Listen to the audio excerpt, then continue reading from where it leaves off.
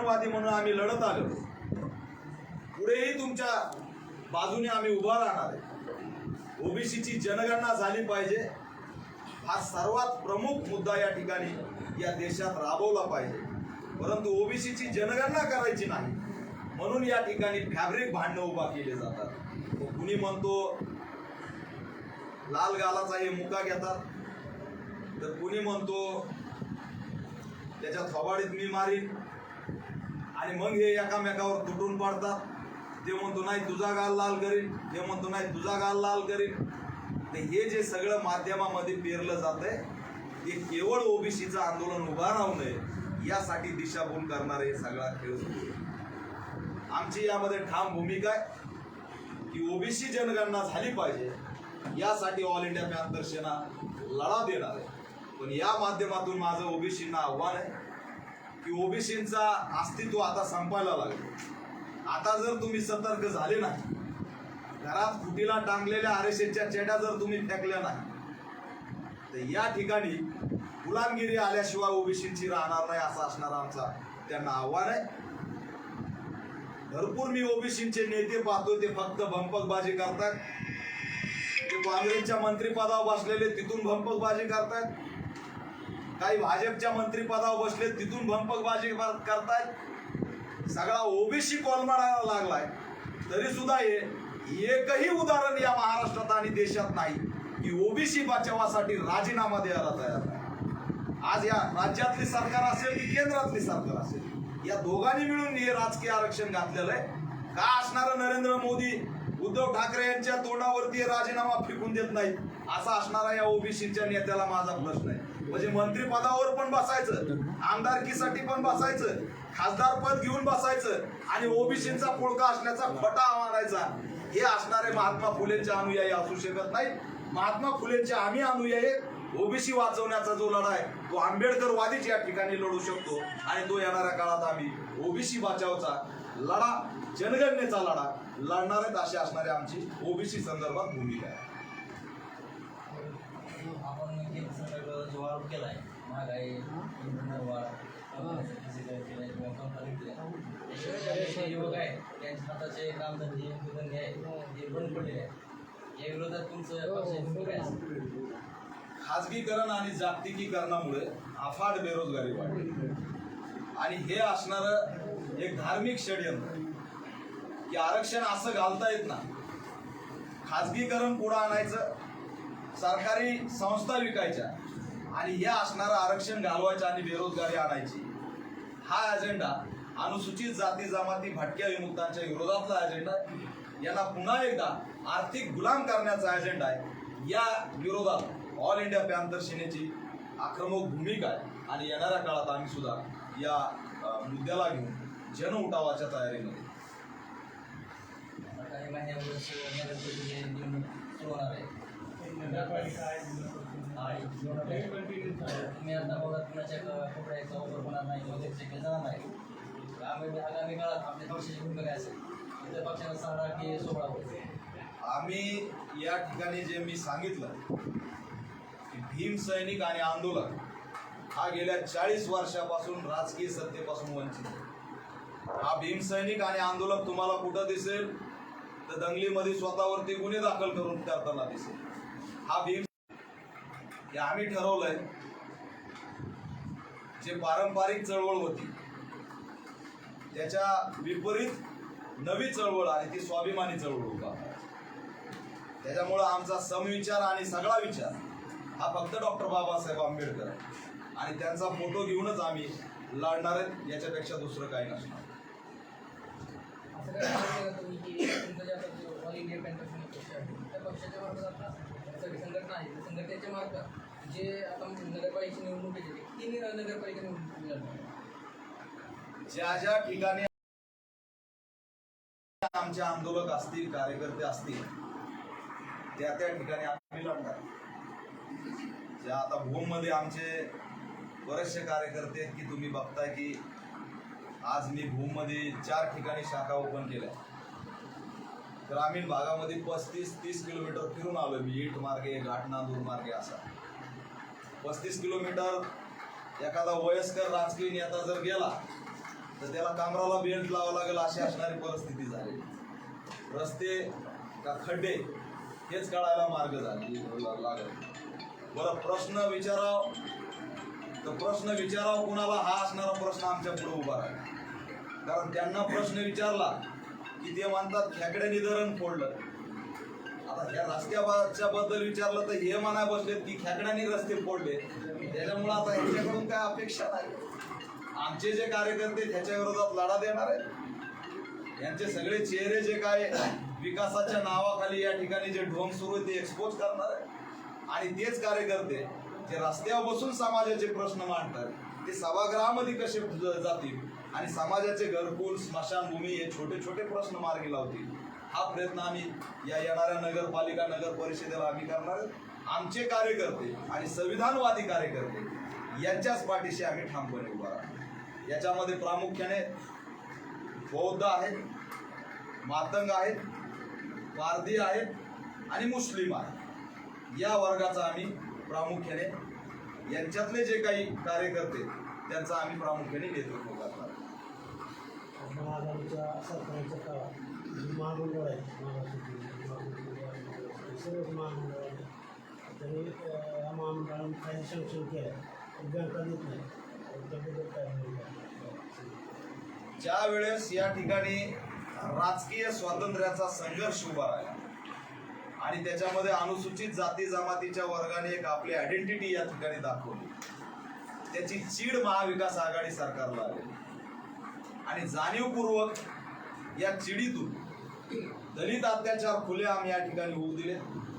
महामंडळाला बजेट दिलं नाही, महामंडळावरती अध्यक्ष नेमला नाही, अनुसूचित जाती जमातीच्या आयोगावरती अध्यक्ष नेमला नाही आणि फक्त एक जात सो जात विकासवाद हे धोरण महाविकास आघाडी सरकारने या ठिकाणी राबवलं आणि जाणीवपूर्वक अनुसूचित जातीच्या बौद्धांना गेल्या 1.5 वर्षापासून कोलदांडा करून मारण्याचं काम या ठिकाणी महाविकास आघाडी सरकारने केलेलं असे असणारी परिस्थिती. परवा जर तुम्ही बघितलं तर 2 वर्षापासून बार्टीला निधी दिलेला नाही. 300 कोटीचं ते अनुदान आहे. आंदोलनानंतर फक्त 90 कोटी रुपये जाहीर केलेले आहेत. एकीकडे सारथी आणि महाज्योतीला भरभक्कम निधी दिला जातो आणि केवळ बौद्ध आहेत, अनुसूचित जातीचे आहेत म्हणून त्यांना 300 करोडचं जे काही त्यांचं हक्काचं अनुदान आहे ते सुद्धा वेळेवर दिलं जात नाही. हेच नाही तर अॅट्रॉसिटी ऍक्ट पीडितांचा निधी सुद्धा दिला जात नाही, महामंडळाचा असणारा निधी सुद्धा दिला जात नाही. दुर्दैव या फुले शाहू आंबेडकरांच्या महाराष्ट्राचं. आपल्याला धक्का बसेल की आमच्याकडे निधी नाही म्हणून सांगितलं जातं आणि मार्च 2021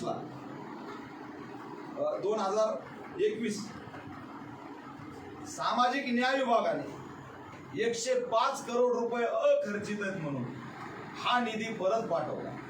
एकीकडे सांगितलं की आमच्याकडे निधी नाही आणि दुसरीकडे 105 करोड रुपये सामाजिक न्याय विभागाने धनंजय मुंडेंनी परत पाठवले. हा असणारा गंभीर प्रश्न आमच्या पुढे उभा राहिलेला आहे. केवळ यांना चीड आलेली आहे की आम्ही आमच्या असणारं स्वतंत्र अस्तित्व निर्माण करतोय आणि यांच्या पुगड्या घेत नाही म्हणून हे असणारे चिडून आमचा आर्थिक हक्क हिरावून घ्यायला निघालेले अशी असणारी परिस्थिती. म्हणून महामंडळाला निधी मिळाला पाहिजे, बार्टीचा आमचा हक्काचा निधी मिळाला पाहिजे आणि एवढंच नाही तर या ठिकाणी महामंडळाने जे कर्ज वाटप केलेलं आहे, महात्मा फुले असेल, अण्णाभाऊ महामंडळ असेल, यांचं असणारं कर्ज सुद्धा माफ झालं पाहिजे. या मागण्याला राजकीय असेल ते धोक्यात आणलेलं आहे. आणि आणखी एक महत्वाचा विषय याच्यातला राहिला प्रेस नोट मधला की मातंग, पारधी आणि बौद्ध यांच्यावरती ज्या पद्धतीने हल्ले या महाराष्ट्रात सुरू आहेत ते अतिशय भयानक आहे. म्हणजे तासगाव जे RR पाटलांचं असणारं माजी गृहमंत्र्याचं ते गाव, त्या तासगाव मध्ये परवा दिवशी पारधी समाजाची झोपडी जाळून टाकण्यात आली. म्हणजे आजही 70 वर्षानंतर पारधी समाजाच्या झोपड्या जाळल्या जातात. आजही चोरीच्या संशयावरून त्यांना मारलं जातं. आजही त्यांना स्वातंत्र्य बहाल केलं जात नाही. कारण काय तर फक्त संशय. ब्रिटिश कालीन लोकांनी जो त्यांच्यावरती संशयाचं खापर फोडलं तेही आपण आज 70 वर्षाच्या काळामध्ये मिटू शकलो नाहीत अशी असणारी परिस्थिती आहे. म्हणजे दरोडेखोर वाली, त्या वाल्याचा कोळी, त्याने असणारं रामायण लिहिलं, ते रामायण सगळेजण वाचायला लागले, तो ऋषीमुनी झाला, परंतु पारध्यांना मात्र न्याय मिळाला नाही अशी असणारी परिस्थिती. म्हणजे तो दरोडेखोर ऋषीमुनी होतो, त्याचं रामायण घराघरामध्ये वाचलं जातं, परंतु या असणाऱ्या पारध्यांना दरोडेखोर संबोधून या ठिकाणी रोज यांना संपवण्याचा अजेंडा या महाराष्ट्रात दिसतो. पारधी समाजाचा सुद्धा अस्तित्वाचा लढा आम्ही या महाराष्ट्रामध्ये लढणार आहे अशी असणारे आमची भूमिका.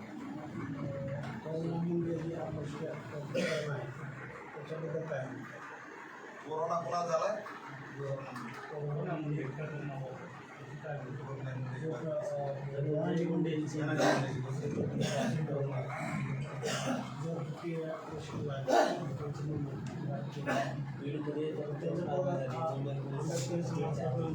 अरे ते जनतेसमोर आहे की अट्रॉसिटी ऍक्टचा वापर हा समाज करतो, हे जे खापर फोडलं जातंय ते उघडं पडलं की अट्रॉसिटी ऍक्टचा वापर नेतेच करतात, सत्तेतले नेते करतात. या बीड जिल्ह्यामध्ये आम्ही स्वतः अंबाजोगाई असेल, परळी असेल, माजलगाव असेल, पाटोदा असेल, चौसाळा असेल, इकडं पलीकडं गेवराई असेल, या सर्व भागामध्ये शेकडो दलित अत्याचार झाले. त्या घटनांमध्ये अट्रॉसिटी ऍक्टचा गुन्हा दाखल करण्यासाठी 6-6 तास, 10-10 तास, 15-15 तास, 2-2 दिवस पीडित आणि कार्यकर्ते पोलीस स्टेशनला बसून राहिले. त्या ठिकाणी अट्रॉसिटी ऍक्टचा गुन्हा दाखल झाला नाही. परंतु नेत्याचं प्रकरण असलं की काही सेकंदात अट्रॉसिटी ऍक्टचा गुन्हा दाखल होतो, हे असणारं सिद्ध झालं. अट्रॉसिटी ऍक्ट हा धोक्यात आहे हे त्या दिवशीपासून कळालेलं असेल, परंतु फक्त अट्रॉसिटी ऍक्टच नाही तर करुणा शर्मा यांच्यावरती अट्रॉसिटी ऍक्ट दाखल झालाय. 307 सुद्धा इमिडिएट दाखल झालाय. म्हणजे 307चा सुद्धा गैरवापर होतो, हे असणारं सुद्धा त्यामध्ये आम्हाला उघड दिसलेलं आहे. व्यक्तिगत वादामध्ये आम्ही कधी पडत नाही. सामाजिक न्याय मंत्री आहेत म्हणून सामाजिक न्याय विभागाचे जे जे प्रश्न असतील त्या प्रश्नाच्या माध्यमातून आम्ही त्यांचा राजीनामा मागतोय. व्यक्तिगत मुद्द्याचं राजकारण आम्ही करत नाही, त्याच्यामुळे त्या मुद्द्यावरती आम्ही जास्त काही बोलत नाही. जे अट्रॉसिटीचे गुन्हे होतात, अट्रॉसिटीचे गुन्हे झाल्यानंतर प्रशासनाला लवकर जाता येत नाही, त्याच्याबद्दल तुमचं काय मत आहे? जसं की वाशिम जे आपलं नक्की प्रकरण झालं, तुम्ही स्वतः भेट दिली होती त्या गावाला, तर त्याच्यानंतर तो एक निधी भेटतो अट्रॉसिटी दाखल झाल्यानंतर, तर तो निधी आहे तो त्यांना दाखवा देण्यात यावा असा आदेश असताना कलेक्टर सांगतात की निधी उपलब्ध नाही, त्याच्याबद्दल आपलं काय नाही? महाविकास आघाडी सरकारच्या कार्यकाळात 3 पक्षाचं हे सरकार, जास्त पक्षांचं सरकार जर असलं तर छोट्या समूहाचे हक्क हे दाबले जातात, हे असणारं पहिल्यांदा या महाराष्ट्रात सिद्ध झालं.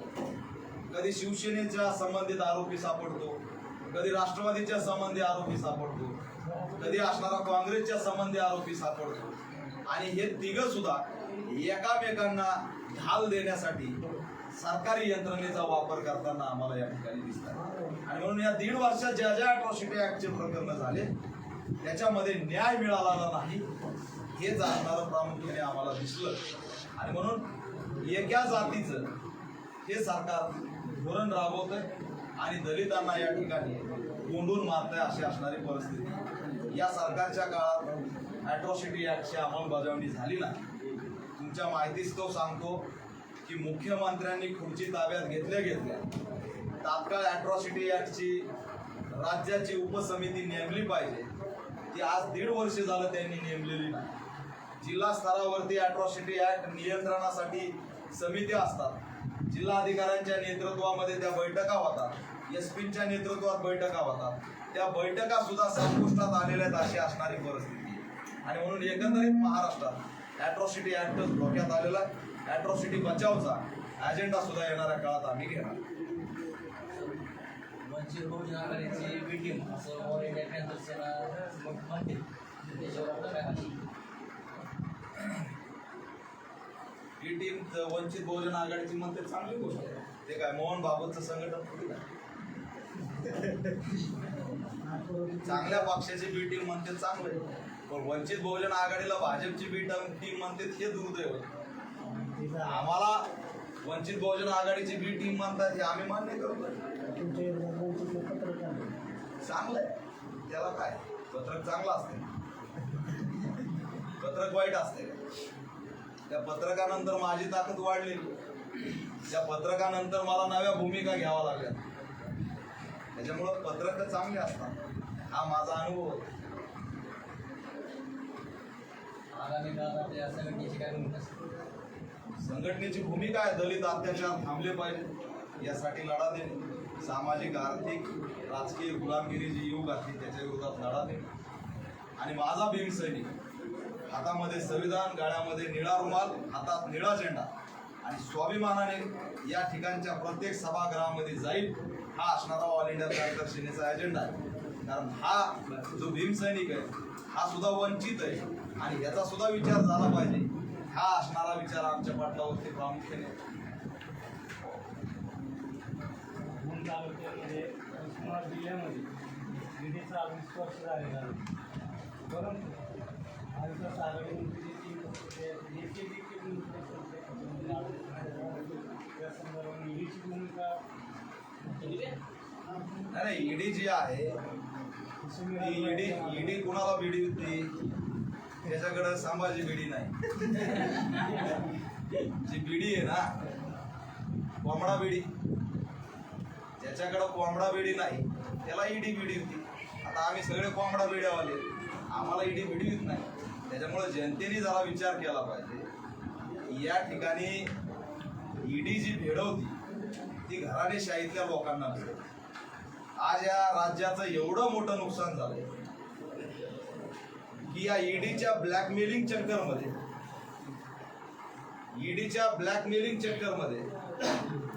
राज्याच्या विकासाची गती थांबली. कारण या ठिकाणी एक झाला की दुसरा, दुसरा झाला की तिसरा, तिसरा झाला की चौथा. हे केवळ घराणेशाहीचे मेंबर आहेत, त्यामुळे पकडले जात आहेत असे असणार. आणि म्हणून महाराष्ट्रातल्या जनतेने आता विचार करावा की ब्लॅकमेलिंग होणारे लोकप्रतिनिधी निवडून द्यायचे का. मी असणाऱ्या महाराष्ट्राच्या जनतेला या माध्यमातून आवाहन करतो की साधे साधे माणसं जर तुम्ही निवडून दिले तर ही ईडी त्यांना भीती दाखवू शकत नाही. मी ज्या पद्धतीने मला तुम्हाला सांगितलं की ओबीसीचं आंदोलन पेटणार होतं, दलित अत्याचाराचं आंदोलन पेटणार होतं, महिला रक्षणाचं आंदोलन पेटणार होतं, महागाईचं आंदोलन पेटणार होतं, बेरोजगारीचं आंदोलन पेटणार होतं. हे सगळे आंदोलनं दाबण्यासाठी ईडी बीडी सगळं पुढं आणायचं आणि मुख्य मुद्द्यापासून विषय डायव्हर्ट करायचे. हे एकमेव षडयंत्र या ठिकाणी सुरू झालं. त्याच्यामध्ये ईडीच्या माध्यमातून चव्हाट्यावर यायला लागले. याच्याबद्दल चव्हाट्यावर यायला लागली मान्य आहे, परंतु ही जी काही ईडी आहे ती मेन आरोपीला सोडून वकिलाला अटक करते.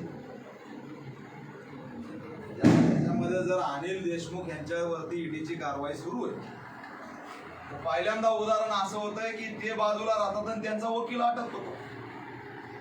आजपर्यंत महाराष्ट्रामध्ये ज्या ज्या ईडीने कारवाया केल्या ते कुणी उपमुख्यमंत्री म्हणून बसलेला आहे, कुणी अनेक काय काय मंत्री म्हणून बसलेले आहेत. म्हणजे ही ईडी फक्त काडी लावून जाते, दुसरं काहीच करत नाही.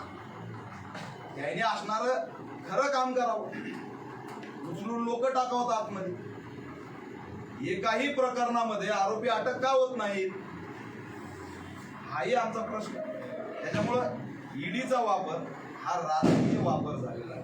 हे जे सगळ्या संस्था आहेत, सीबीआय असेल, ईडी आहे, याचा वापर सत्तेसाठी झालेला आहे. या सरकारला ब्लॅकमेल करून काही 10-12 लोक मिळवता येतात का, सत्ता पाडता येते का, नवी सत्ता बसवता येते का, हे असणारं धोरण एकंदरीत या ठिकाणी दिसतं. भूम तालुक्याला भेट दिली. आमच्या नजरेमध्ये खूप वाटलाय. तुमच्या संघटनेला चांगला असेल.